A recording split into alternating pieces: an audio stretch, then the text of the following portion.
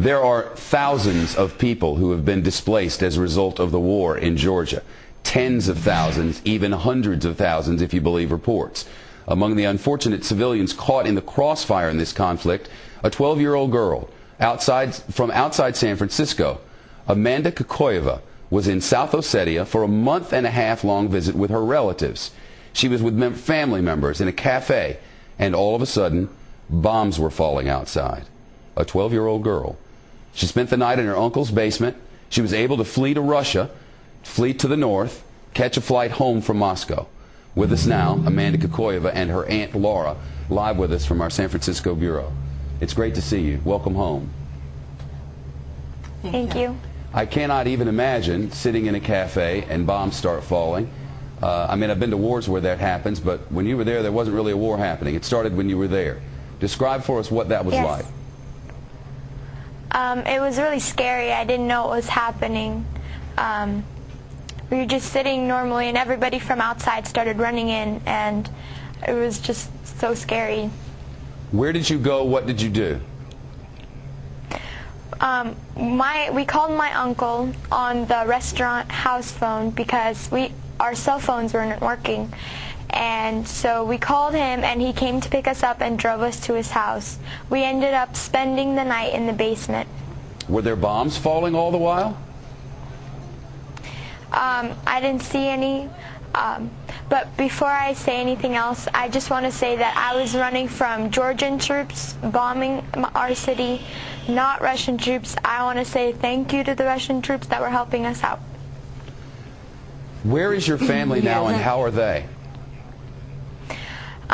Some of my cousins, aunts, and uncles are in North Ossetia right now, and they are safe.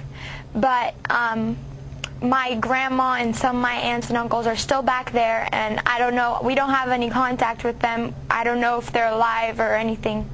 Wow, I know your aunt is with you. This I cannot even imagine. I mean, seeing a 12-year-old go through all of this, it must have been horrifying. Yeah, it was horrifying for all of us, and main thing I wanted to say on the television, I want you to know to whom to blame on this conflict. That's Mr. Saakashvili, who started this war, and Mr. Saakashvili, who is aggressor, and who in 2 days my people, Ossetian people, were killed and were under bombed, and 2,000 people were killed in 1 day, and that's what I am against. I would never cut you off. Unfortunately, a commercial break will take us there in 4 seconds, whether we like it or not. I'll bring you back after the commercial. You don't want to hear that. I'll be right back with you. Stay by. Back with us from San Francisco. This program ends in less than a minute, but I want to give you 30 seconds to complete your thought. So go ahead. Yes, my house is burned in South Ossetia, where I lived, and we can blame only one person, and Georgian government. I'm not blaming Georgian people. I'm blaming Georgian government, and he has to resign. Well, that's certainly what the Russians want. If I had more time, you would get it, but I have but 5 seconds. Thank you both.